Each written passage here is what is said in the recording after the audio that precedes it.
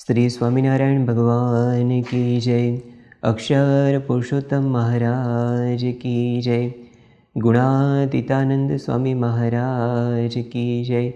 भगत जी महाराज की जय। शास्त्री जी महाराज की जय। योगी जी महाराज की जय। प्रमुख स्वामी जी महाराज की जय। महंत स्वामी जी महाराज की जय। प्रमुख स्वामी महाराज शताब्दी महोत्सव की जय। आज की इस रविवारीय सत्संग सभा के प्रारंभ में सभी हरिभक्तों को प्रणाम सह जय स्वामीनारायण। आज की सभा हम एक विशिष्ट उत्सव के रूप में मनाने वाले हैं, जिसका नाम है ब्रह्मोत्सव। आज से 211 वर्ष पूर्व 20 जनवरी 1810 में मूल अक्षर मूर्ति गुणातीतानंद स्वामी जी को भगवान स्वामीनारायण जी ने दीक्षा दी थी। इस उत्सव को हम प्रतिवर्ष हमारी BAPS स्वामीनारायण संस्था में एक विशिष्ट उत्सव के रूप में मनाते हैं, ब्रह्मोत्सव। इस उत्सव के रूप में हम ये रविवारीय सत्संग सभा का आज लाभ प्राप्त करने वाले हैं। तो आइए आज की इस सत्संग सभा का प्रारंभ करते हैं धुन, कीर्तन एवं स्तुति के गान से। जय अक्षरपति पुरुषोत्तम, जय जय स्वामी सहजानंद। जय अक्षरपति पुरुषोत्तम, जय जय स्वामी सहजानंद। नारायण नटवर घनश्याम, स्वामी नारायण भगवान। नारायण नटवर घनश्याम, स्वामी नारायण भगवान। जय अक्षरपति पुरुषोत्तम, जय जय स्वामी सहजानंद। जय अक्षरपति पुरुषोत्तम, जय जय स्वामी सहजानंद। गुणातीतानंद स्वामी मूल अक्षर, सहजानंद एक परमेश्वर। गुणातीतानंद स्वामी मूल अक्षर, सहजानंद एक परमेश्वर। एम समझीने लेशे नाम, ते तो जाशे अक्षरधाम। एम समझीने लेशे नाम, ते तो जाशे अक्षरधाम। जय अक्षरपति पुरुषोत्तम, जय जय स्वामी सहजानंद। जय अक्षरपति पुरुषोत्तम, जय जय स्वामी सहजानंद। स्वामी सहजानंद महाराज, प्रमुख स्वामी माँ विचरा अपार। स्वामी सहजानंद महाराज, प्रमुख स्वामी महाविचर्या अपार। स्वामी सहजानंद महाराज, महंत स्वामी माँ विचरे आज। स्वामी सहजानंद महाराज, महंत स्वामी महाविचरे आज। महंत स्वामी माँ विचरे आज, अनेक जीवों ना कल्याण काज। महंत स्वामी महाविचरे आज, अनेक जीवों ना कल्याण काज। जय अक्षरपति पुरुषोत्तम, जय जय स्वामी सहजानंद। जय अक्षरपति पुरुषोत्तम, जय जय स्वामी सहजानंद जय जय स्वामी सहजानंद जय जय स्वामी सहजानंद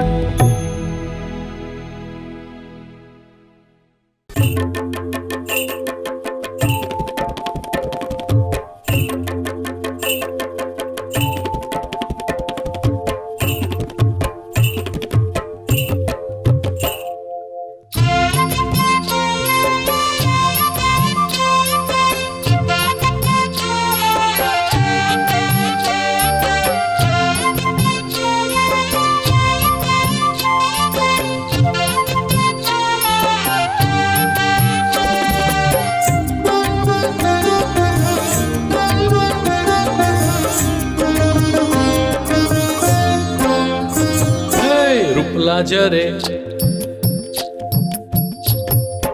तारला वेरे रूपला जरे तारला वेरे उग्यो पूनमनो चांद खिल्यो डभाणमा आज ओल्यो पोशी पूनमनो चांद रूपला जरे तारला वेरे रूपला जरे तारला वेरे उग्यो पूनमनो चांद खिल्यो डभाणमा आज ओल्यो पोशी पूनमनो चांद हे नो गावो रे आनंद आज हे नो गावो रे आनंद आज पोशी पूनमनो चांद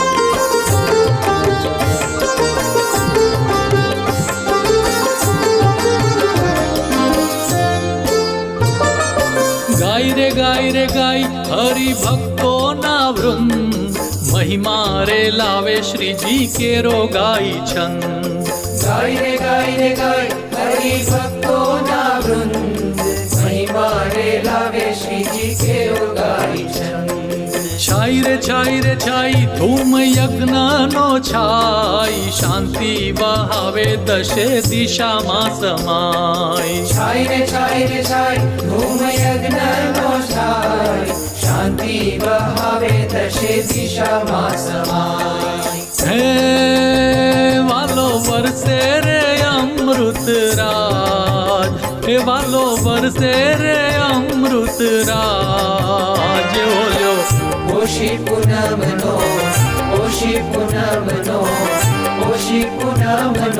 चांद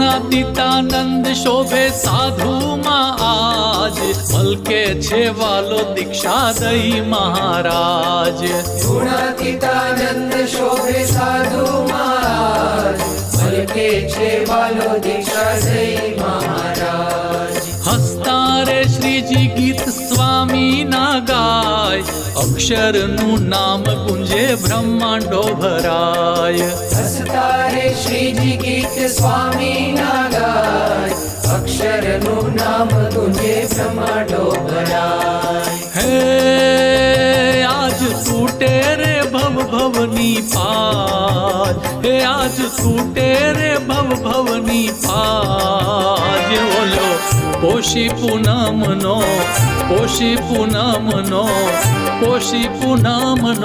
चांद रूपला जरे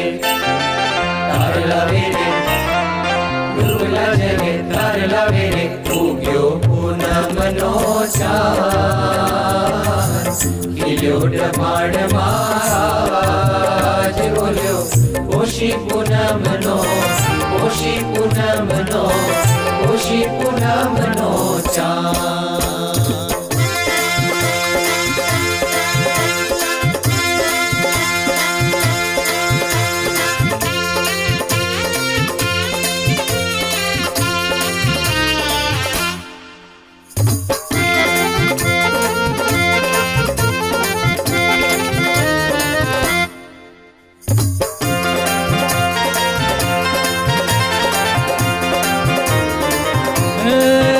ખીલ્યો સોળ કળાએ એક નભમાં ચાંદલિયો ખીલ્યો સોળ કળાએ એક નભમાં ચાંદલિયો હે ગાવા શ્રીજીનો પૂર્ણ પ્રતાપ નભમાં ચાંદલિયો હે ગાવા શ્રીજીનો પૂર્ણ પ્રતાપ નભમાં ચાંદલિયો હે ખીલ્યો સોળ કળાએ એક નભમાં ચાંદલિયો ખીલ્યો સોળ કળાએ એક નભમાં ચાંદલિયો કે નભમાં ચાંદલિયો કે નભમાં ચાંદલિયો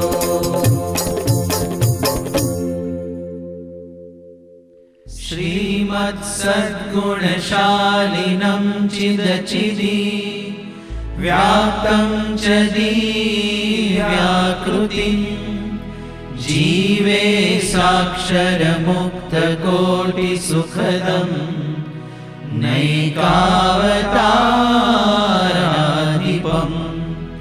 ज्ञेयं श्रीपुरुषोत्तमं मुनिवरे वेदादिकीर्त्यं विभुं तन्मूलाक्षरयुक्तमेव सहजा नन्दं च वन्दे सदा ॐ सहना भवतु सहनौ भुनक्तु सह वीर्यं करवावहै तेजस्विनावधीतमस्तु मा विद्विषावहै ॐ शान्तिः शान्तिः शान्तिः गुणातीतोऽक्षरं ब्रह्म भगवान् पुरुषोत्तमः जनो जानन्निदं सत्यं मुच्यते भवबन्धना। अक्षर ब्रह्म गुणातीतानंद स्वामी जी के दीक्षा दिन को आज हम हमारी सभा में प्रतीक उत्सव के रूप में मना रहे हैं। तो आइए अक्षर ब्रह्म गुणातीतानंद स्वामी जी के मूर्तिमंत स्वरूप प्रगट अक्षर ब्रह्म ऐसे महंत स्वामी जी महाराज के दर्शन करते हैं गुरु हरि दर्शन के माध्यम से।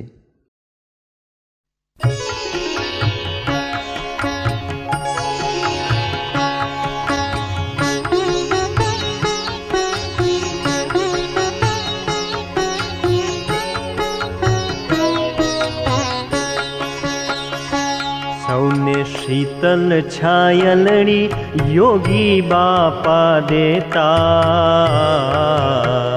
ત્રિવિધિ તાપો નિવારે રે મથી હો ત્રિવિધિ તાપો નિવારે રે મથી સૌને શીતલ છાયલડી યોગી બાપા દેતા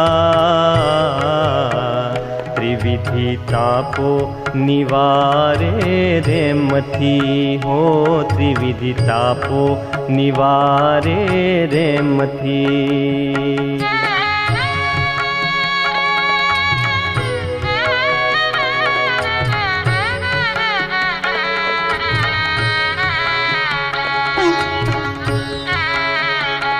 दीन दुखियो न दुखड़ाए पलमा निवारे संतापो मिटावे साचा ने मथी हो संतापो मिटावे साचा ने मथी કોઈ દાઝ્યા દિલોના ઘાવોને રૂઝવવા યોગી બાપા આવ્યા જગમાં પ્રેમથી.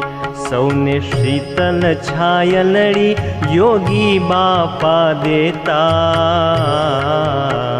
ત્રિવિધિ તાપો નિવારે રેમથી હો, ત્રિવિધિ તાપો નિવારે રેમથી.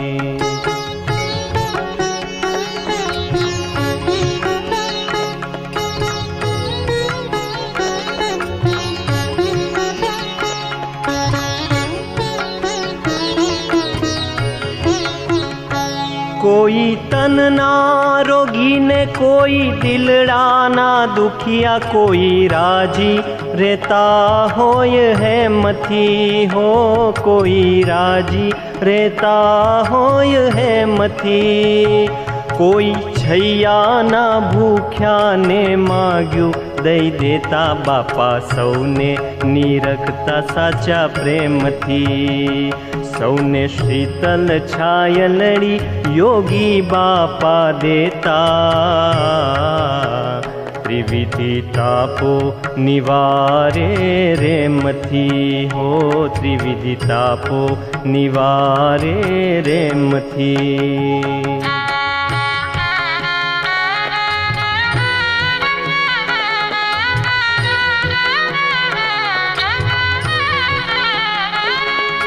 હસતું મુખ રાખીને સૌને હસવતા, જાણે અમૃત વરસે છે એના નેણથી હો, જાણે અમૃત વરસે છે એના નેણથી. દઈ તાળીને વાણી તો એવી રેલાવે, જાણે અમૃત વરસે છે એના વેણથી. સૌને શીતલ છાયલડી યોગી બાપા દેતા. ત્રિવિધિ તાપો નિવારે રેમથી હો, ત્રિવિધિ તાપો નિવારે રેમથી.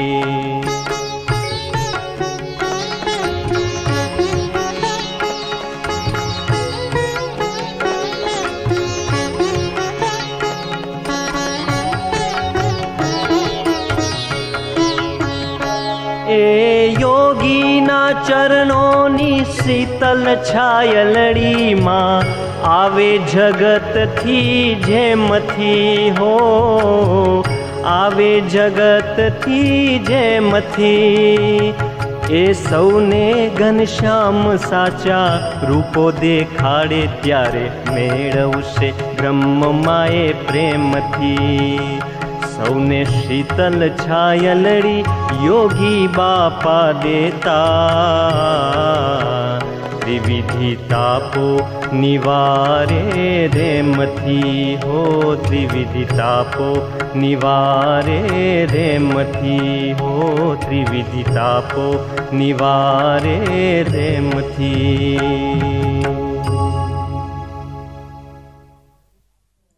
भगवान स्वामीनारायण जी ने अनेकों संतों को दीक्षा दी थी, लेकिन मूलजी भक्त की दीक्षा एक विशिष्ट थी, क्योंकि वो स्वयं अक्षर ब्रह्म थे, भगवान का रहने का स्वयं वो धाम थे।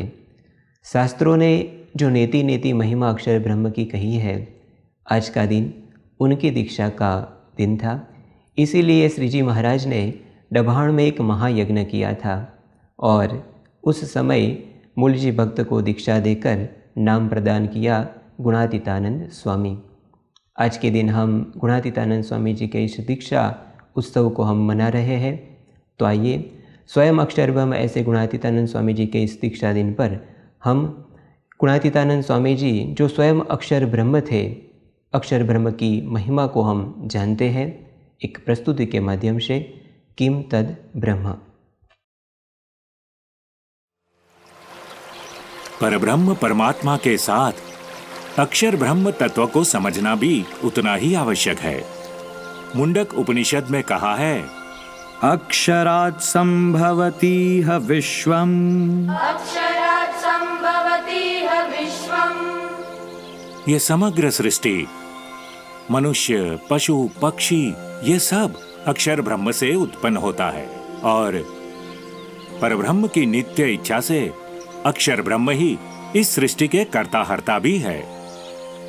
बृहदारण्यक उपनिषद में कहा है, एतस्य वा अक्षरस्य प्रशासने गार्गी सूर्याचन्द्रमसौ विद्रुतौ तिष्ठतः।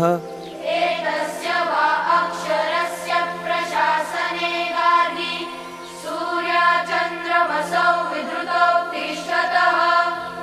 सूर्य, चंद्र, पृथ्वी, अंतरिक्ष आदि सब अक्षर ब्रह्म के प्रशासन में रहते हैं।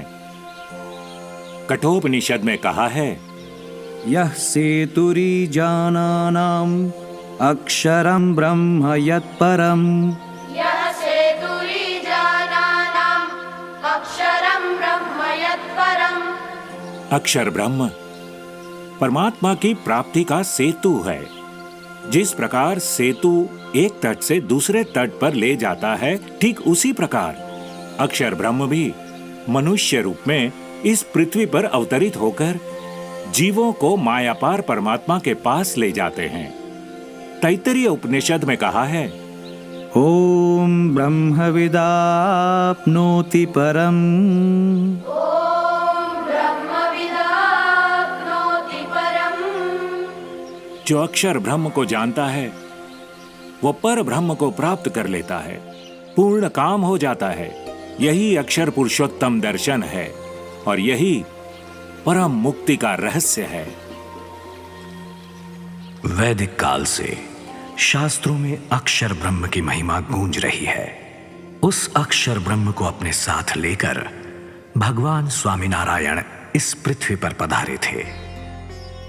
गढ़ड़ा प्रथम प्रकरण के 71वें वचनामृत में भगवान स्वामीनारायण कहते हैं कि भगवान जीवों के कल्याण हेतु जब मनुष्य रूप धारण करते हैं तब अपने अक्षरधाम चैतन्य मूर्ति पार्षद और अपने समग्र ऐश्वर्य के साथ ही अवतरित होते हैं। वो अक्षरधाम थे अक्षर ब्रह्म श्री गुणातीतानंद स्वामी।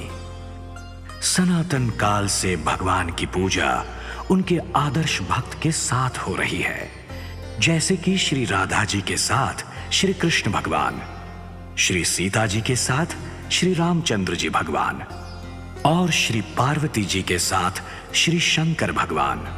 उसी प्रकार आदर्श भक्त अक्षर ब्रह्म श्री गुणातीतानंद स्वामी के साथ पर ब्रह्म श्री स्वामीनारायण भगवान।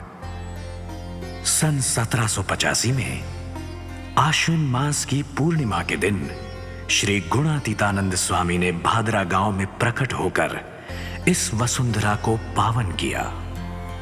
स्वयं भगवान स्वामीनारायण ने अनेक बार अक्षर ब्रह्म के रूप में गुणातीतानंद स्वामी का परिचय दिया था। डभाण में गुणातीतानंद स्वामी को साधु दीक्षा प्रदान करते समय उन्होंने कहा था, ये मूलजी शर्मा को दीक्षा देते हुए मुझे अत्यंत हर्ष हो रहा है, क्योंकि वो तो हमारा अक्षरधाम है।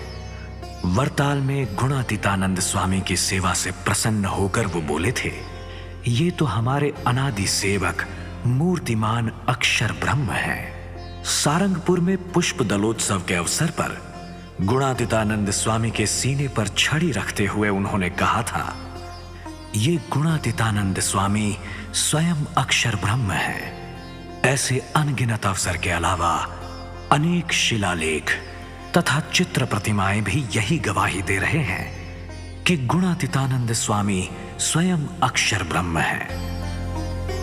गुणातीतानंद स्वामी के साधुता युक्त जीवन और उनके असाधारण कार्यों से सभी को प्रतीत होता था कि गुणातीतानंद स्वामी स्वयं ही अक्षर ब्रह्म हैं। गुणातीतानंद स्वामी की दिव्य प्रतिभा ही ऐसी थी कि उनके सहज संसर्ग में आने वाले के दिल में भी उनकी दिव्यता और निर्मलता सदा के लिए अंकित हो जाती थी।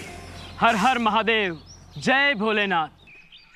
महंत गुणातीतानंद जी हो तो उनसे कहो कि तरणेतर के महंत जी उनसे भेंट करना चाहते हैं। आप महंत जी से कहिए कि वे सभा मंडप में विराजें। तुम सब यही प्रतीक्षा करो, हम मिलकर आते हैं।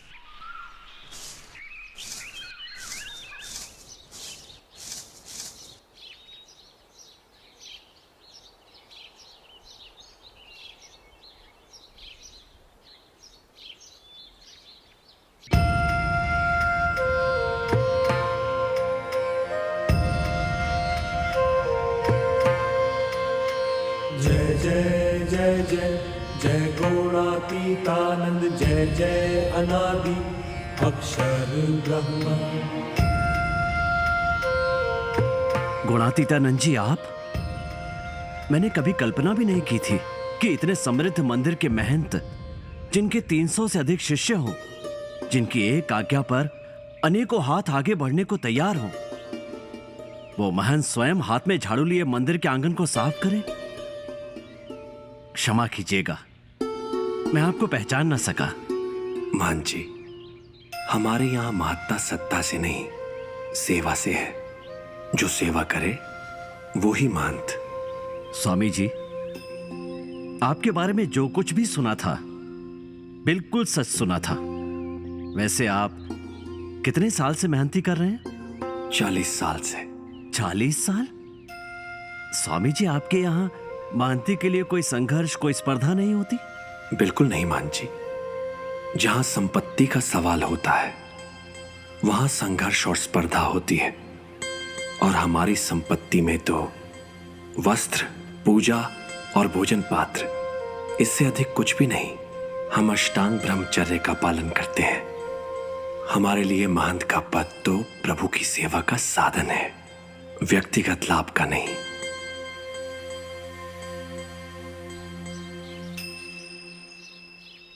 कैसी रही भेंट गुरुदेव? आज स्वामी जी से मिलकर ऐसा लगा कि वे परम सत्य परमात्मा के कितने नजदीक हैं। इतने बड़े मंदिर के महंत हैं, लेकिन अहंकार छूकर नहीं गया। मंदिर की साफ सफाई स्वयं करने में भी उन्हें कोई संकोच नहीं है। मंदिर के काम को ही, मंदिर की सेवा को ही वो धर्म समझते हैं अपना। ऐसे निर्मल और पवित्र व्यक्तित्व के स्वामी को कोटि कोटि नमन है। जय जय जय जय जय गुणातीतानंद जय जय अनादि अक्षर ब्रह्म।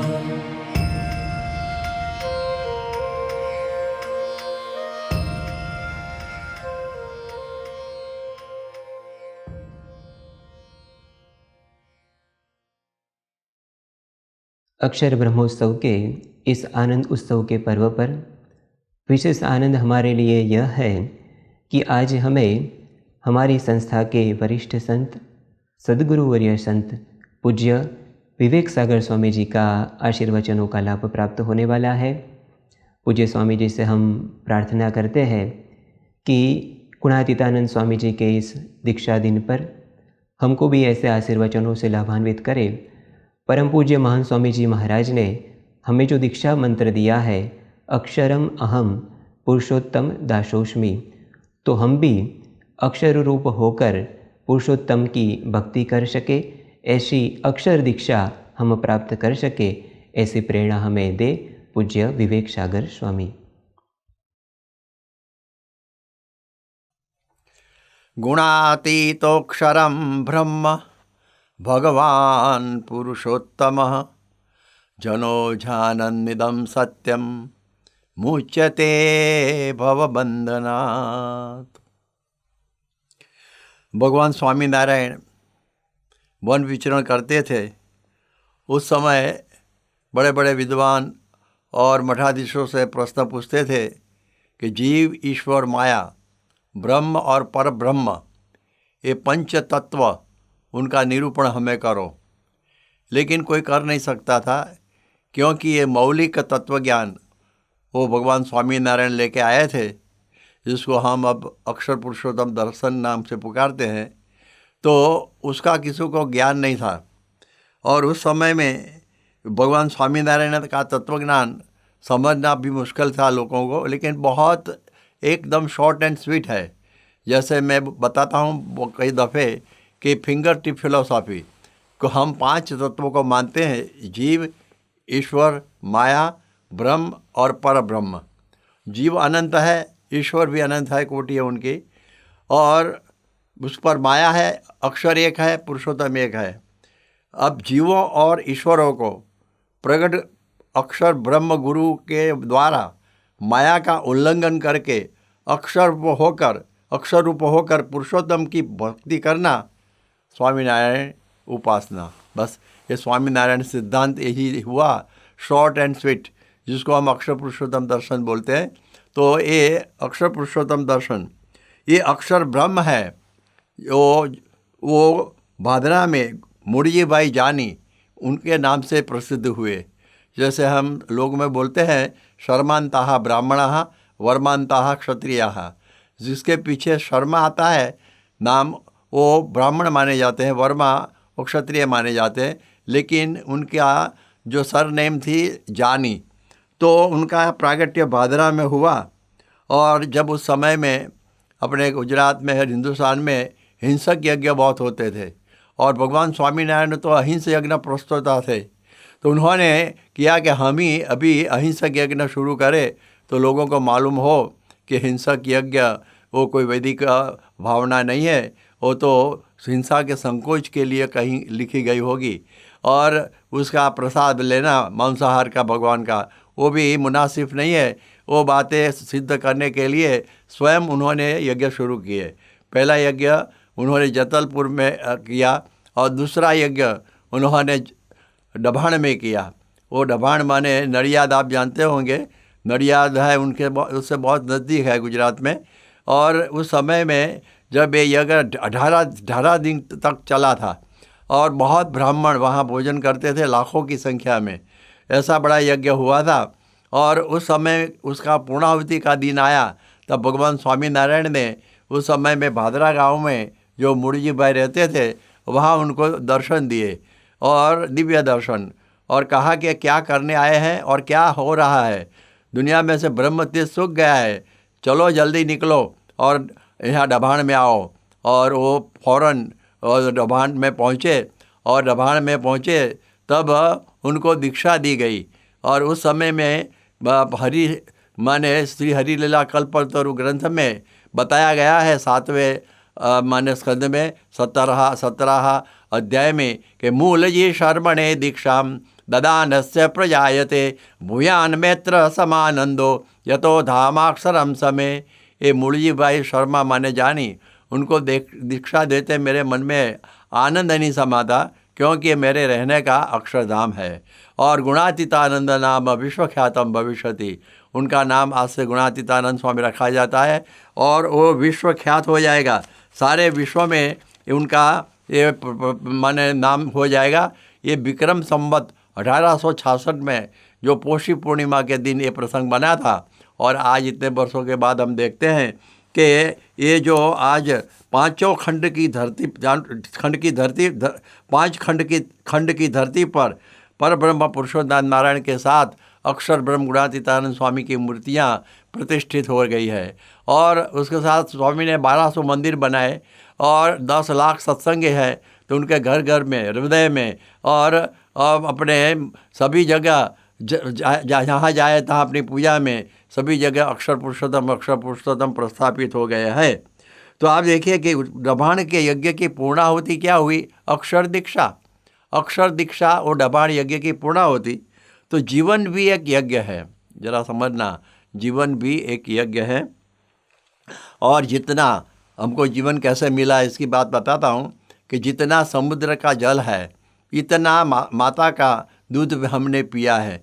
तो माने कितने जन्म हो गए, जो बोलते हैं ना कि 84 लाख योनि माने 21 लाख उद्भिज वनस्पति के देह, 21 लाख अंडज माने पंखियों के देह, और 21 लाख स्वेदज माने वायरस बैक्टीरिया इत्यादि का जीव जंतु के देह, और 21 लाख जरायुज माने फाइलम मेमेलिया माने वो सस्तन प्राणी। तो उसमें अंत में आता है मनुष्य देह। और एक कब आता है तो बताता है शास्त्र कि 3.5 करोड़ अपने प्राकृत प्रलय बीत जाए तब मनुष्य का देह मिलता है। समझना बहुत मुश्किल है, लेकिन हकीकत है कि इतना देरी से हमको मनुष्य का देह मिलता है। तो अभी ये देह हमको प्राप्त हुआ, लेकिन ये सभी योनियों में मैंने बताया ना आगे 84 लाख योनि में उनमें हमने क्या किया है, खाया पिया और मर गए, बस इतना ही हुआ। कई लोग ने कई ऐसी बड़ी सिद्धियाँ प्राप्त की लेकिन उनको भी सुख तो कभी वहाँ मिला ही नहीं, और दुखी दुखी हुए हैं। नोबेल प्राइज़ विनर वो भी आत्महत्या करके मरे हैं, अर्नेस्ट हेमिंग्वे, स्टीफन ज़वेग जैसे। नेपोलियन भी बोलता है कि मैंने मेरी ज़िंदगी में सुख के 6 दिन देखे नहीं हैं।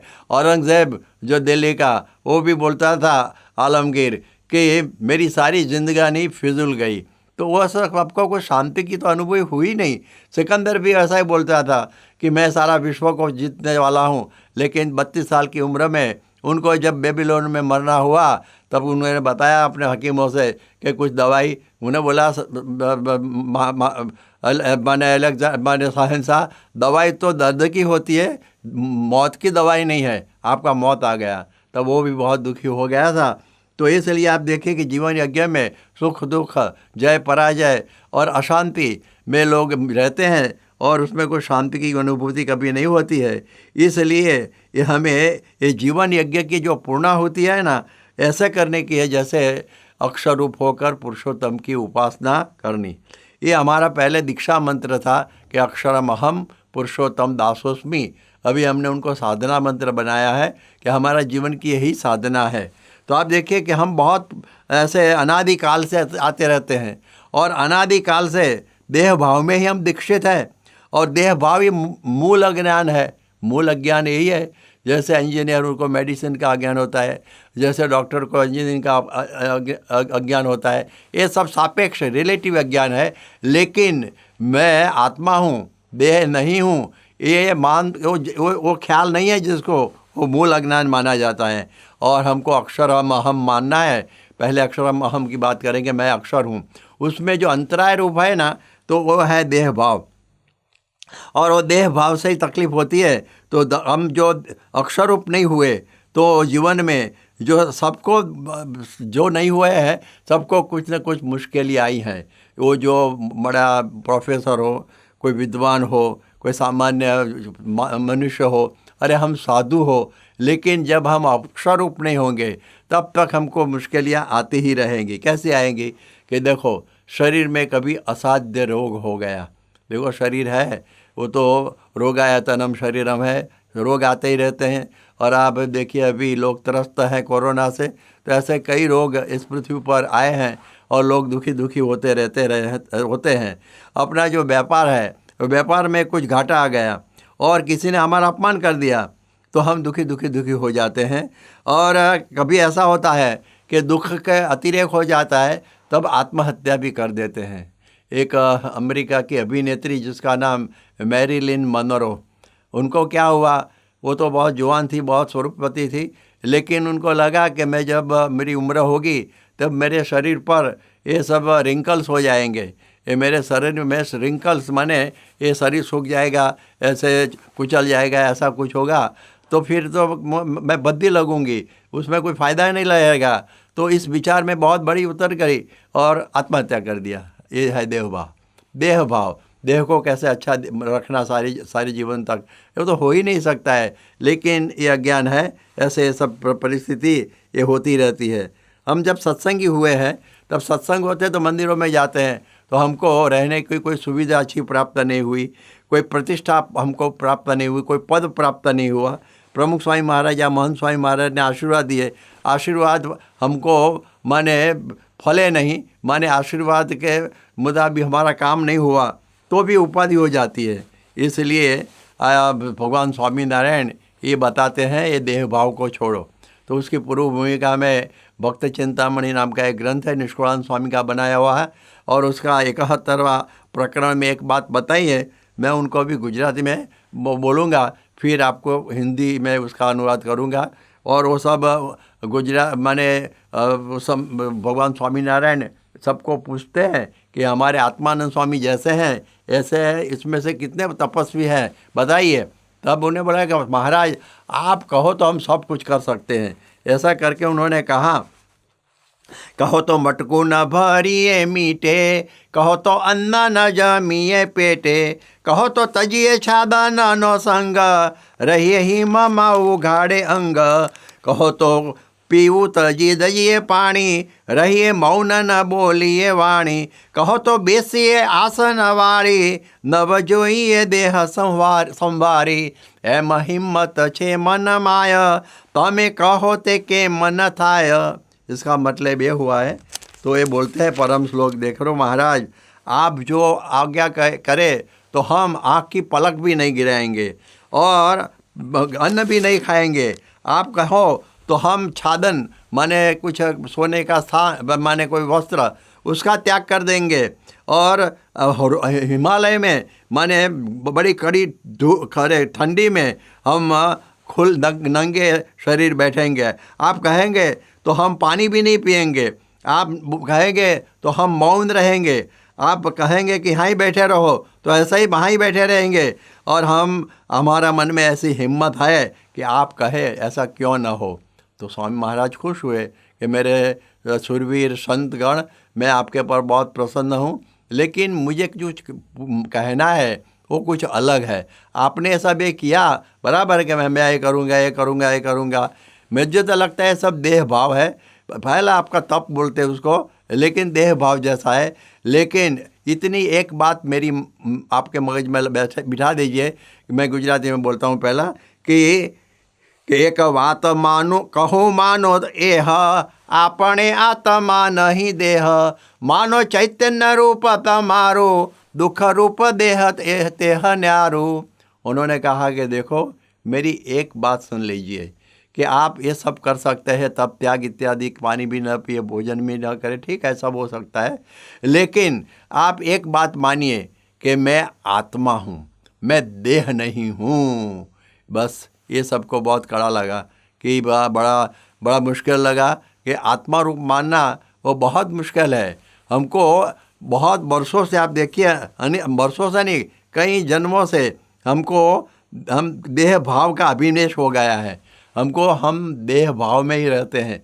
अभिनिवेश माने मालूम हुआ कि आप कुछ न हो और वो मान लेना कि आप तो भगवान नहीं है, लेकिन अपनी जात को भगवान मान ले, वो है अभिनिवेश। ऐसे तो कई लोग आज भी है कि अपने को भगवान मानते रहते हैं। तो एक दफ़े वढवाण गांव है सुरेंद्र नगर माने गुजरात में, और वहाँ एक करसन जी करके दवे नाम का एक ब्राह्मण का लड़का था। किसने उसको कहा कि तू ब्राह्मण नहीं है, तू तो क्षत्रिय है, और ये जो ठाकुर है वढवाण के, उनका तो पुत्र है, और दूसरा कोई द्वेषित माने कोई विरोधी तुमको मार न डाले, इसलिए ब्राह्मण के घर में रखा है, लेकिन वढवाण की गद्दी का तो तू ही वारस है। उसने लगा ऐसा है, तो फिर उसको अभिनिवेश हो गया। तो ऐसा ही मानने लगा कि मैं तो वढवाण का राजा हूँ, और मरा तब तक ऐसा ही माना। ऐसे तो लोट मांग के दिन गुजारता था, लेकिन ऐसे अभिनिवेश में ही मर गया। ये अभिनिवेश। एक दफ़े एक लड़का था और उसको स्वामीनारायण भगवान ने कहा कि तेरा नाम क्या? उसने बोला मेरा नाम है कुछ छगन नाम होता है ना कुछ। तो उसने बोला भाई छगन बगन नहीं है, तू तो आत्मा है, तू आत्मा है ऐसा मान। वो बेचारा निम्न ज्ञाति का था और कुछ समझता नहीं था, दलित ज्ञाति का था। तो उसने बोला कि आत्मा तो बहुत नई चीज़ है मेरे लिए, लेकिन मान तो सही। तो 4-5 दफ़े उनको आत्मा आत्मा आत्मा करवाया, लेकिन कोई जमा नहीं। जब पूछे तब वही अपना नाम बोलता था। तो फिर भगवान स्वामीनारायण ने 100 दफ़े उनको वो मुखपाठ करवाया, 100 दफ़े आत्मा हूँ आत्मा हूँ आत्मा हूँ आत्मा हूँ। और फिर पूछा बोल, इसमें तो आधा घंटा लग गया इस कसरत में।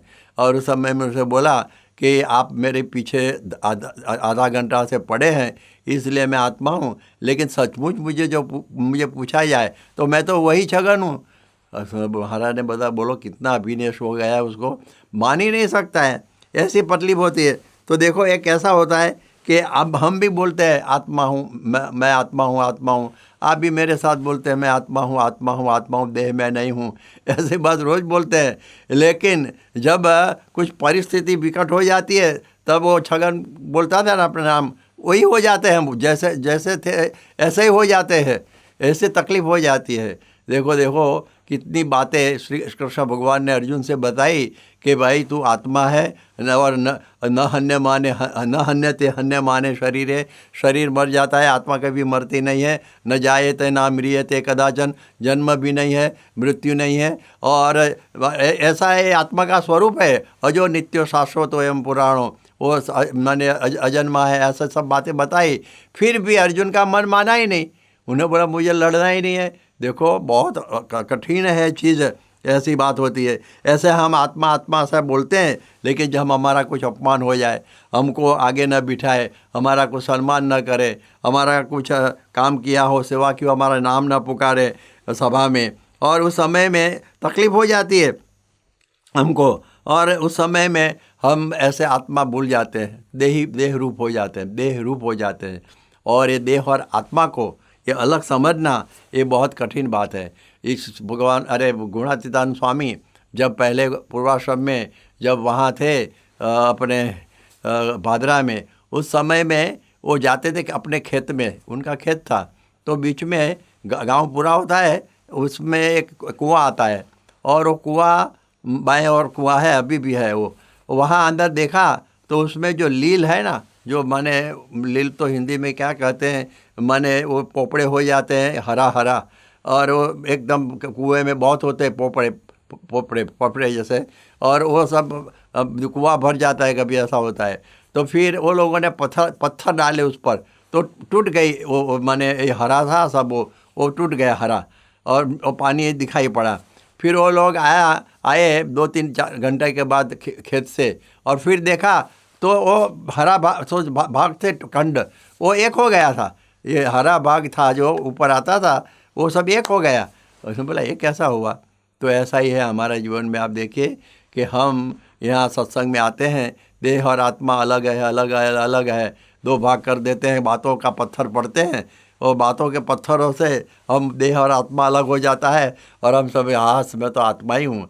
लेकिन जब हम आपका कुछ बुरा हो जाए, आपका तकलीफ़ हो जाए जीवन में, तब देह और आत्मा एक हो जाता है, फिर दोनों मिल जाते हैं। ऐसी परिस्थिति होती रहती है, तो वो मिले नहीं, इसलिए क्या करना।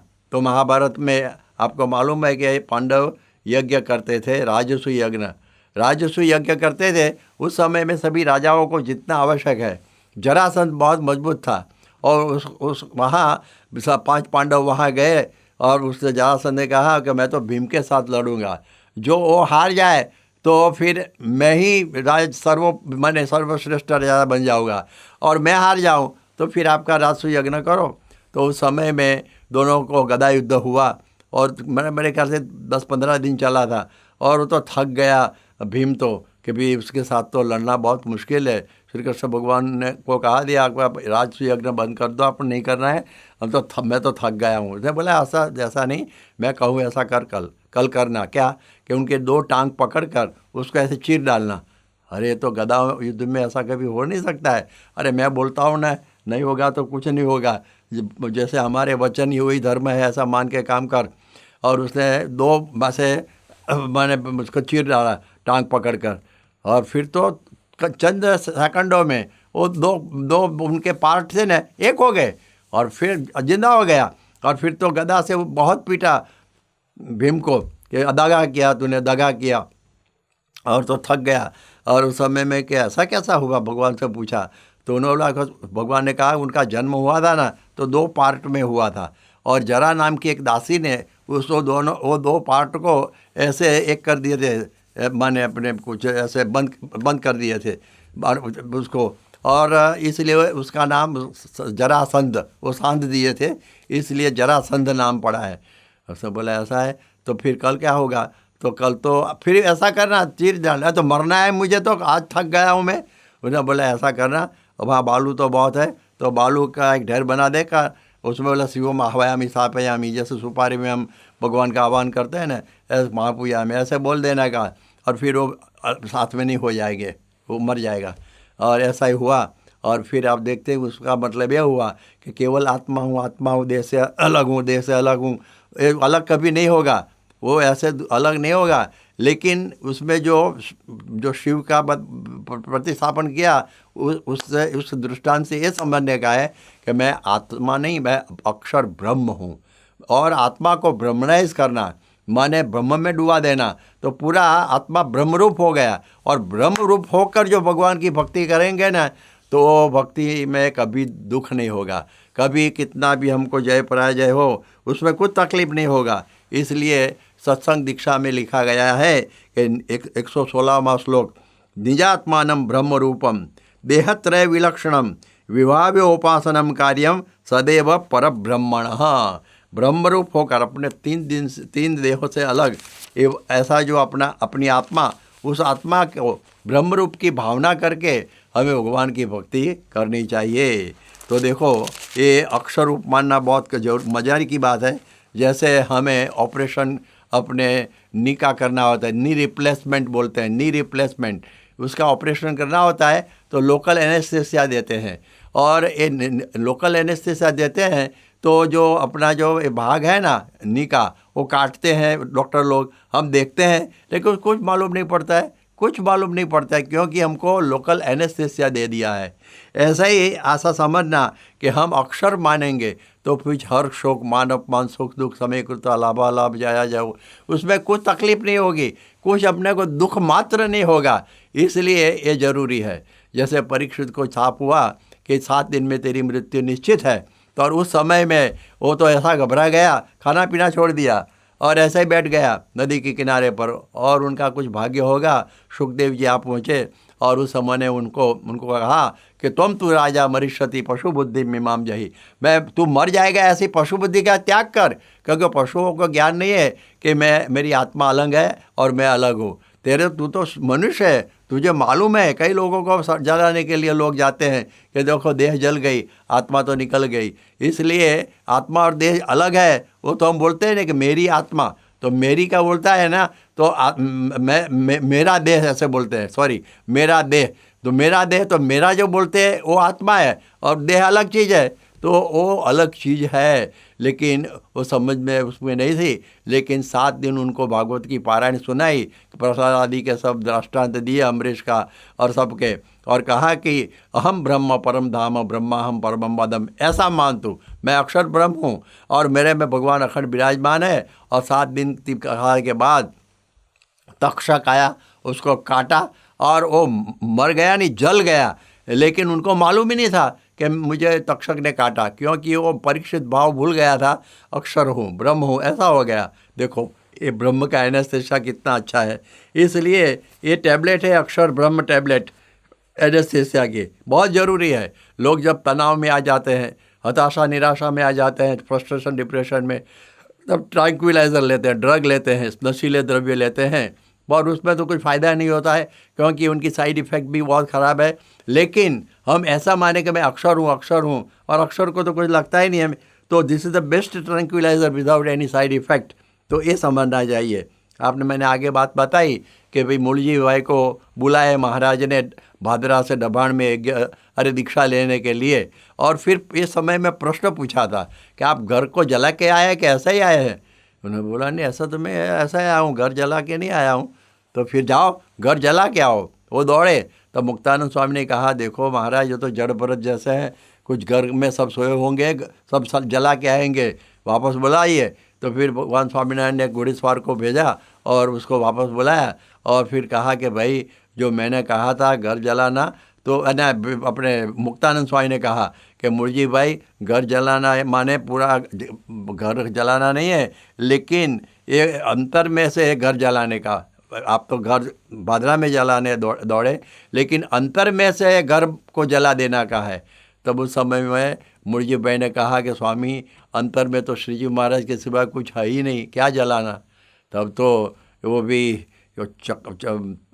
स्थित हो गए, शब्द हो गए मुक्तानंद स्वामी कि अभी दीक्षा नहीं ली है, अभी तो उनका नाम मुरजी भाई जानी है और कुछ गेरुआ वस्त्र तो पहना ही नहीं है, और अभी से कहते हैं कि अंतर में भगवान के सिवाय कुछ नहीं, क्या करना बाकी रहा उसको। तो विचार में पड़ गए। तो देखो गुणातीतानंद स्वामी की ऐसी स्थिति थी, जब प्रमुख स्वामी महाराज एक दफ़े बम्बई में थे, 21 जनवरी 1989 माने 1989 वो पुष्य पूर्णिमा थी उसके दिन, जो अभी गया ना पुष्य पूर्णिमा का अवसर, तो वो दिन था। और उस समय में प्रमुख स्वामी ने बात किया कि मुरजी भाई को घर जलाने की आज्ञा की थी स्वामीनारायण भगवान ने। तो घर बार माने क्या, तो घर बार माने अहंता और ममता, उसको जलाने की बात है।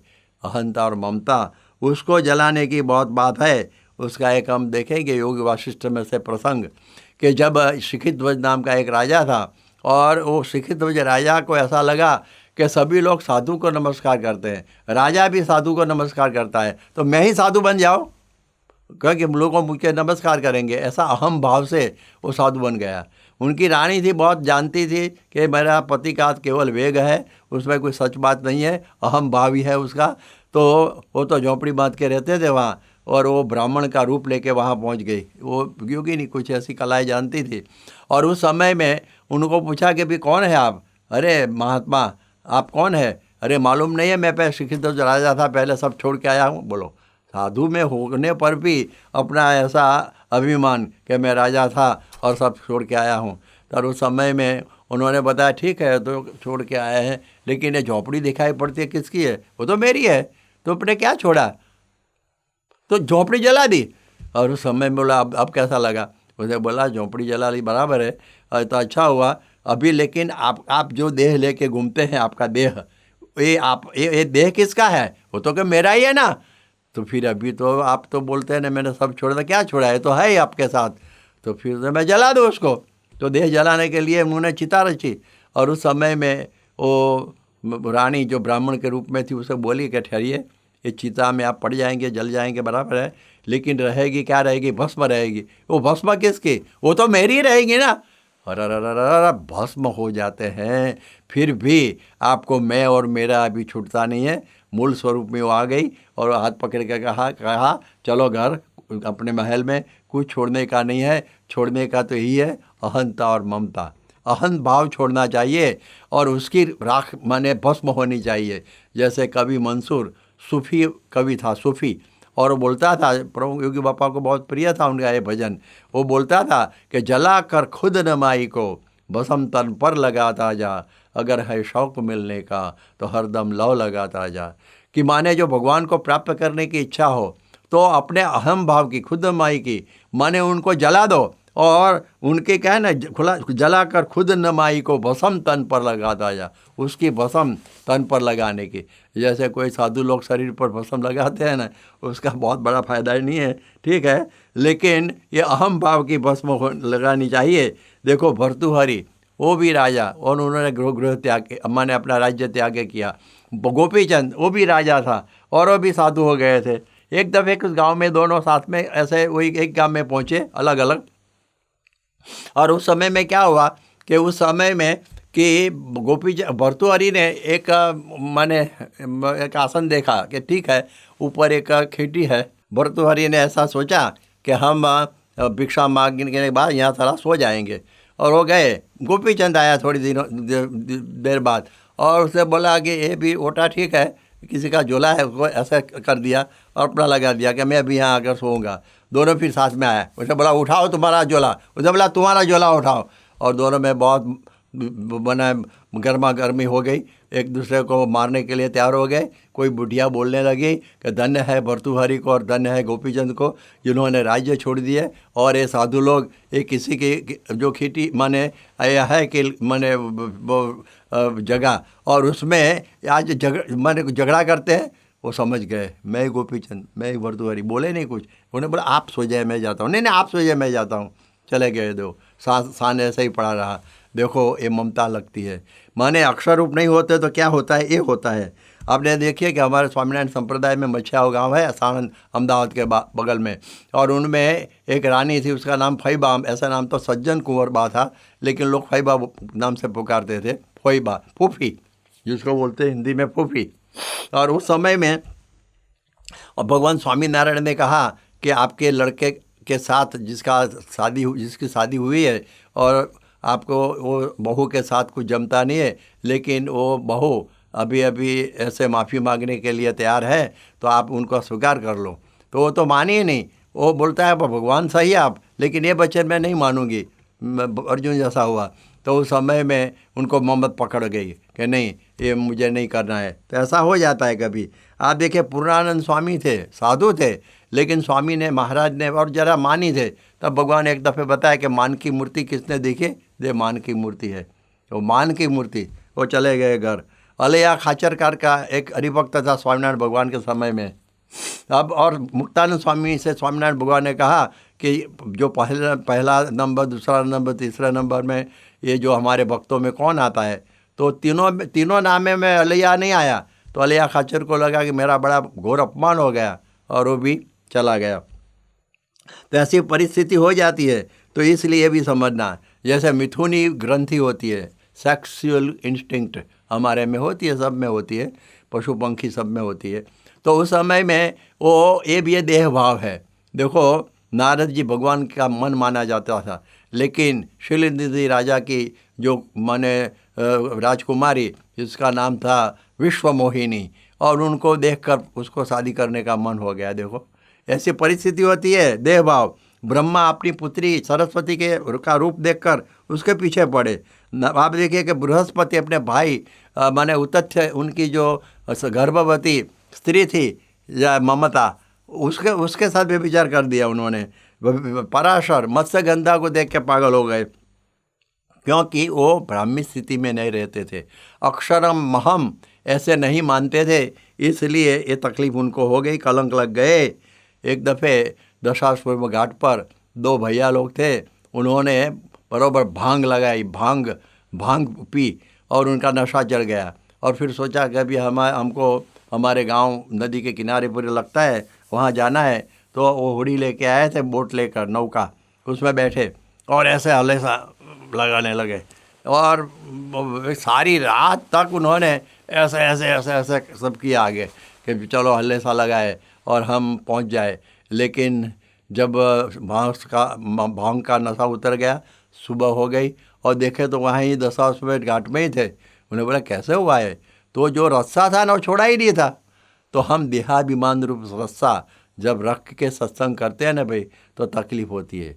क्यों हमको कुछ स्वामी ने सम्मान नहीं दिया, हमारी कुछ बात नहीं सुनी, ऐसा कुछ होता है। इसलिए हम जैसे वहाँ के वहाँ रहते हैं, आगे बढ़ ही नहीं सकते हैं।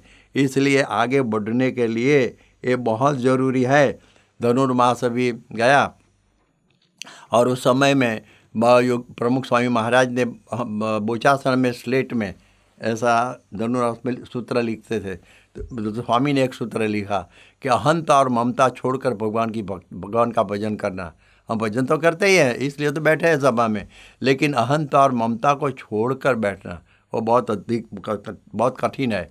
जैसे जब अक्षरधाम गांधीनगर का बनने वाला था और उस समय में महंत स्वामी और बड़े बड़े वरिष्ठ संत जो इसका काम में जानते थे कि हम विश्व में जाकर कई बड़ी प्रदर्शनी देखें और वहाँ की टेक्नोलॉजी का अभ्यास करके उसमें जो हमारे बजट में ठीक हो, ऐसा हम अक्षरधाम में उसका इस्तेमाल करें, विनियोग करें। तो ऐसे वो देखने सब गए थे, टेक्नोलॉजी सब वो देख के आ गए और स्वामी को वहाँ मिले बोचासन में।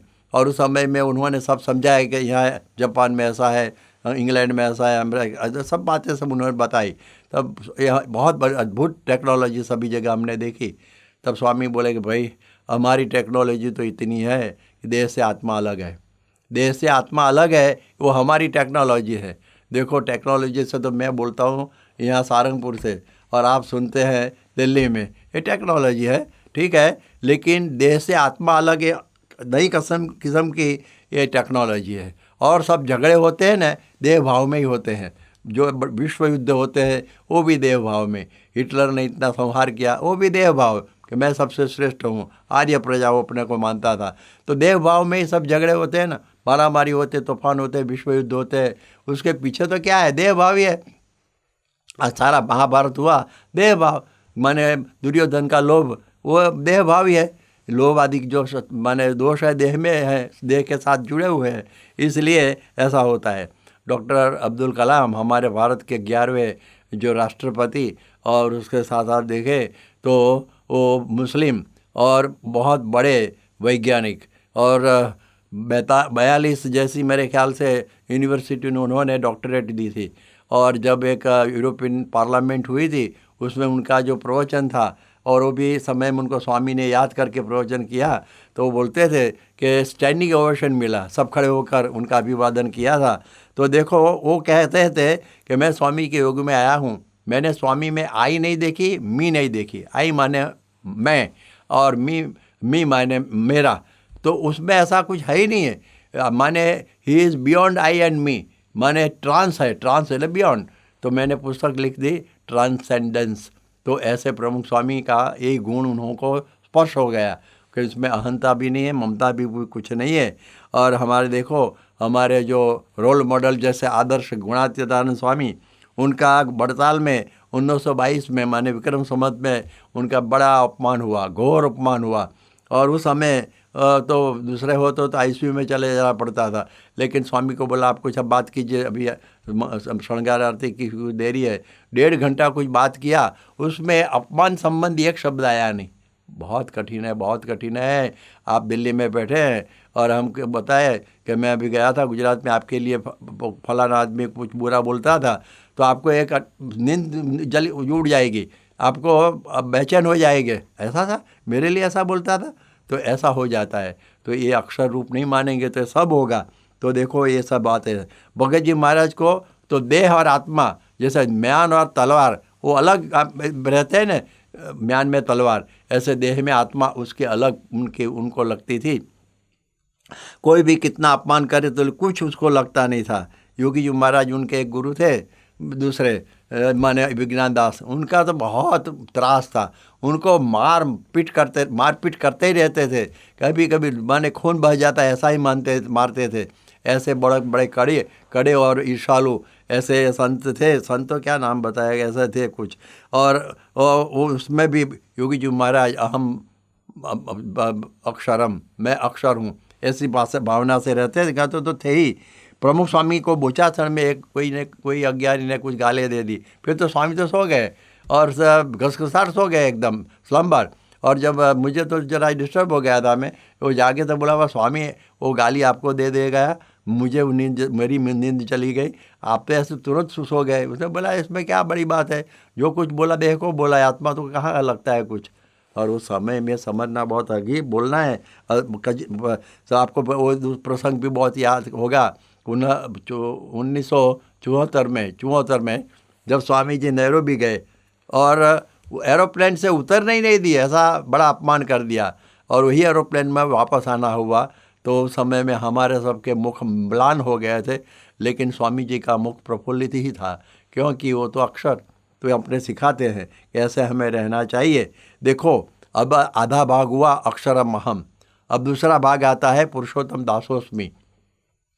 ये आधा भाग से काम नहीं होगा, कभी याद रखना, क्योंकि पुरुषोत्तम में का दास हमें होना चाहिए। जैसे हमें कलेक्टर होना हो तो IAS होना चाहिए पहले। IAS नहीं हुआ तो कलेक्टर नहीं हो सकेगा सीधे। प्रोमोटेड कलेक्टर का कोई ऐसा कुछ था नहीं है, लेकिन सीधा कलेक्टर होना हो तो IAS ज़रूरी है। वैसे हमें परब्रह्म के दास होना हो तभी हमें अक्षरूप होना अत्यंत आवश्यक है, अक्षरम अहम। तो ये बात मैं बताता हूँ कि पुरुषोत्तम के दास होने के लिए अक्षरूप होना जरूरी है। जैसे भगवान स्वामीनारायण ने अपने घटना प्रथम 21 वचनामृत में बताया है कि अब अक्षरधाम में अनंत कोटि मुक्त जो अक्षर के साधर्म को प्राप्त किए हुए रहे हैं, उनकी पंक्ति में हमें रहना है और उसके साथ भगवान की सेवा में हजूर रहना का है। तो देखो ये जो अकेला ऐसा ही मानेंगे अक्षरम अहम, अक्षर तो अहम ब्रह्मास्मि जैसा हो जाएगा, उपासना का खंडन हो जाएगा। इसलिए हमें पुरुषोत्तम के दास है ये बराबर समझने की ज़रूरत है। इसलिए आप देखिए कि ब्रह्म रूप होकर पर ब्रह्म की भक्ति न करे तो आत्यंतिक कल्याण कभी नहीं होगा। लोया वचनामृत में बताया है 10वां में कि पुरुषोत्तम नारायण का मैं ब्रह्मरूप ऐसा मैं दास हूँ, ऐसा हमें समझना चाहिए। और आप देखिए गुणातीतानंद स्वामी ऐसे दास थे, वो अक्षरी थे, लेकिन भगवान के दास कैसे थे।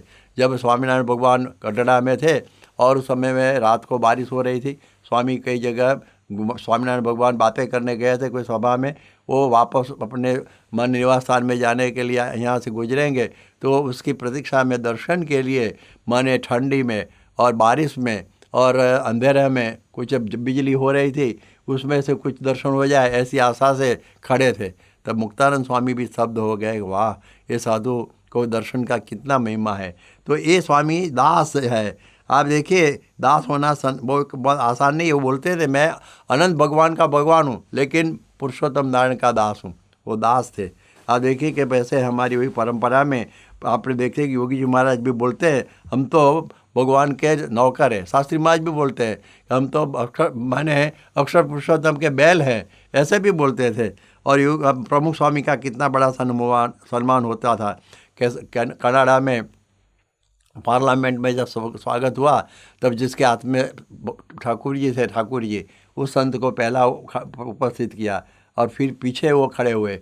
बस वो लोग पूछने लगे हाउस ऑफ काउंसिल ये क्या हुआ, तो स्वामी जी ये बताते हैं कि जो सम्मान है मेरा भगवान का है, मैं तो उनका दास हूँ। तो ये दास भक्ति बहुत अजब कैसी है, तो ये बराबर समझने की ज़रूरत है। तो ये प्रमुख स्वामी महाराज में जीवन में हमने बहुत दफ़े देखा। जब 1985 में 1985 में सुवर्ण तुला हुई, तब स्वामी ने प्रवचन में ऐसे ही बताया कि पहला मैं उपकार मेरे माने भगवान स्वामीनारायण का मानता हूँ कि जिन्होंने मुझे जन्म दिया। देखो भगवान को कभी नहीं भूलते थे, ऐसा उनका जीवन था। एक दफ़े का एक प्रसंग है कि हज़रत इब्राहिम उनको एक गुलाम दिया। उस समय में गुलामी प्रथा थी सेवा के लिए, और उन्होंने बोला उनसे पूछा कि तेरा नाम, कि कोई भी नाम से आप पुकारो ना। फिर बोला कि खाने का कोई भी चीज़ दे दो मैं खा लूँगा। अरे आपका कपड़ा, कोई भी कपड़ा दो ना पहन लूँगा। अरे तेरी कोई पसंद नहीं है, क्यों पसंद नहीं है कि मैं गुलाम हूँ। कि गुलाम का मतलब क्या कि उसका मन ही नहीं होता है, जहाँ बेचे वहाँ वो बेचा जाता है। ऐसे परिस्थिति है गुलाम की, वो उसका मन जैसा ही नहीं है, जैसे मालिक की मर्जी के अनुसार उन्हें रहना पड़ता है। तब वो हज़रत इब्राहिम अपने आसन से उठकर एकदम उनको चरण में पड़े कि आज मुझे मालूम हुआ कि खुदा का बंदा कैसा होना चाहिए। मैं भी खुदा का तो बंदा हूँ, लेकिन कैसा होना चाहिए, दास होना चाहिए। वो आज मुझे मालूम पड़ा। महंत स्वामी भी अपनी पहचान देते हैं ना, सबका दास केशव जीवन दास, और बोलते नहीं जीवन भी में है। और सबको माना चरण स्पर्श सबके करते हैं, सबको अपने हाथ ऐसे करके उनको प्रणाम करते रहते हैं। वैसे दास भाव जो ना हो तो हरिचरित्रामृत सागर में बताया गया है कि मेरु समान गुण वो शोभास्पद नहीं होते हैं।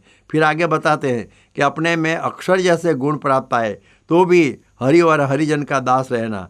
गडरा मध्य 25 वचनामृत में है कि पहला गरीब जैसा हो कोई त्यागी, और फिर भगवान जैसा ऐश्वर्य आ जाए कभी, तो भी संतों की जैसी चाकरी करता हो वैसे ही उनकी सेवा वो करता रहे। ये दास भाव है। इसलिए सच्चे भाव से अक्षर गुरु अपन महंत स्वामी महाराज है, उनका सेवन करके हम अक्षर रूप होंगे तो पुरुषोत्तम का दास हम बन सकेंगे। इसलिए देखो भगत जी महाराज, उनको पहले साधु में उनको प्रेम था, माने गुणातीतानंद स्वामी में, तो पहले उसमें जुड़ गए और फिर उन्होंने पुरुषोत्तम में उनको जो साक्षात्कार भगवान का करवा दिया। इसलिए भी समझना है। इसलिए जैसे गुजराती में बोलते हैं कि दास ना दास सही समझी रहे सत्संग माँ, भक्ति यानी भली मानिश राची सेना रंग माँ। माने जो हम दास के दास होकर सत्संग में रहेंगे तो भगवान अपनी भक्ति को कबूल करेंगे और उसके रंग में मस्त रहेंगे। इसलिए बताया है। एक वचनामृत है गडरा प्रथम प्रकरण का 14वां, उसमें बताया कि जो दास है अपने देह को मिथ्या जाने और अपने स्वामी का जो मन है, उनकी जो इच्छा है, उनको जो पसंद है वैसा ही करे, दूसरा कुछ न करे। ऐसी बात उन्होंने बताई। एक गडरा मध्य 62 के वचनामृत में बताया है कि जो दास हो उसको इष्ट देव के दर्शन पसंद पड़े। हमने अभी देखा गुणातीतानंद स्वामी को कैसा दास भाव था। उनकी बातों सुनने में बहुत उनको दिलचस्पी रहे। जैसे रात की रात महाराज का बात करते थे स्वामीनारायण भगवान, वो सुनते ही रहते थे। उनका स्वभाव माने उनमें कभी मनुष्य भाव ना आए कोई भी क्रिया में, और उसके पास रहने का दिल होता रहे। तो ये दास के सब लक्षण है। इसलिए स्वामी ने, प्रमुख स्वामी का एक प्रसंग मुझे याद आता है कि जब अमेरिका में थे, मेरे ख्याल से फ्लोरिडा में, तब एक मिस्टर कॉजवेल अमेरिकन ने पूछा कि आप मनुष्य है या कुछ ईश्वर है। तब स्वामी ने दूसरा जवाब दे दिया कि हम तो दास है, बेदास, दूसरा कुछ नहीं है। इसलिए प्रमुख स्वामी बोल सकते हैं कि जैसे हमारे स्वयंसेवक लोग जो सेवा करते हैं उनको सब करोड़ करोड़ में साष्टांग करूँ तो भी कम है, और उसके साथ मैं तो केवल कुर्सी उनकी शोभा कुर्सी की शोभा बढ़ाई, मैंने कुछ किया नहीं है, ऐसा उनका जीवन है। इसलिए हमें ऐसा समझना चाहिए कि जीवन को आनंदमय बनाना हो तो अक्षरमहम पुरुषोत्तम दासोस्मि ऐसा समझे। अपना जीवन को जो माने तनाव से मुक्त बनाना हो तो ऐसा समझिए अक्षरमहम पुरुषोत्तम दासोस्मि। हमारा जीवन को संघर्ष से मुक्त बनाना हो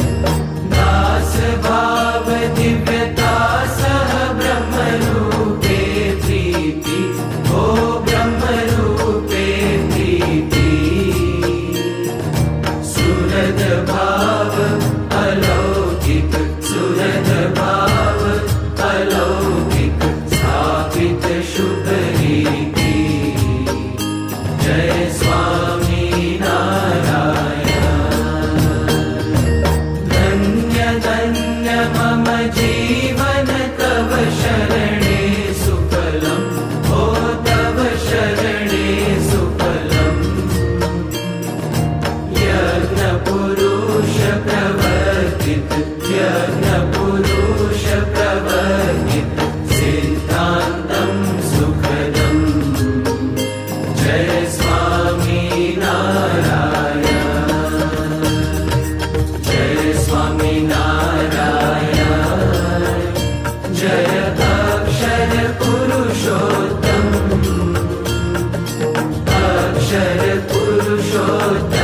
जय अक्षर पुरुषोत्तम जय दर्शन सर्वोत्तम जय स्वामी नारायण जय अक्षर पुरुषोत्तम जय स्वामी नारायण। श्री स्वामीनारायण भगवान की जय। अक्षर पुरुषोत्तम महाराज की जय। गुणातीतानंद स्वामी महाराज की जय। भगत जी महाराज की जय। शास्त्री जी महाराज की जय। योगी जी महाराज की जय। प्रमुख स्वामी महाराज की जय। महंत स्वामी महाराज की जय। प्रमुख स्वामी महाराज शताब्दी महोत्सव की जय। आइए अब हम सब ध्येय मंत्र और विदाई श्लोक का गान करते हैं। गुणातीतं गुरुं प्राप्य ब्रह्मरूपं निजात्मनः विभाव्यदासभावेन स्वामिनारायणं भजे। श्रीहरिं साक्षरं सर्वदेवेश्वरं भक्तिधर्मात्मजं दिव्यरूपं परं शान्तिदं मुक्तिदं कामदं कारणं स्वामिनारायणं नीलकण्ठं भजे। श्रीहरिं